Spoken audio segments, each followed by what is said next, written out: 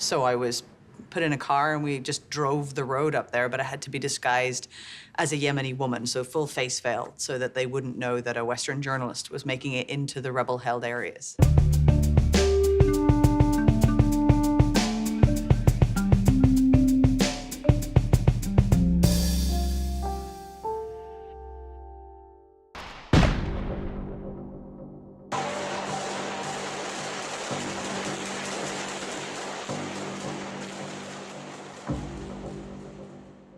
I know that you've done this before for part of your living, right? I mean, Mosul, front lines, war against ISIS, but you don't look like a Yemeni woman. Are you a little petrified every time you do something like this?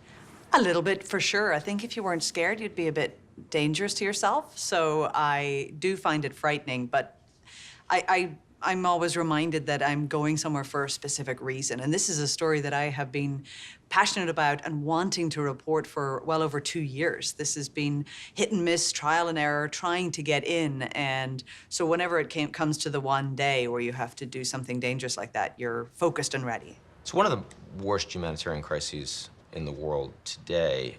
Why do you think it's not getting the coverage?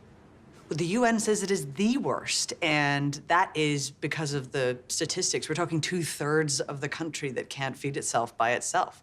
The reason it's not getting the coverage is very simple, and that is because attempts to keep journalists out and block journalists from reporting this story have been very successful. But let's talk a little bit about the war in Yemen itself. I mean, to the extent that you hear headlines about it, it is portrayed as proxy war between the Saudis and allies and the Iranians.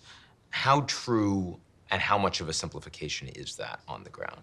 On a geopolitical regional scale, it is true that the Saudis are, of course, backing one side and the Iranians support the other side. But on the ground, it is also very much so a Yemeni war. It's about Yemeni interpolitics. This happened as a result further down the line from the Arab Spring, from the Yemeni dictator who'd been in power for more than 30 years, Abdullah Saleh, was removed from power.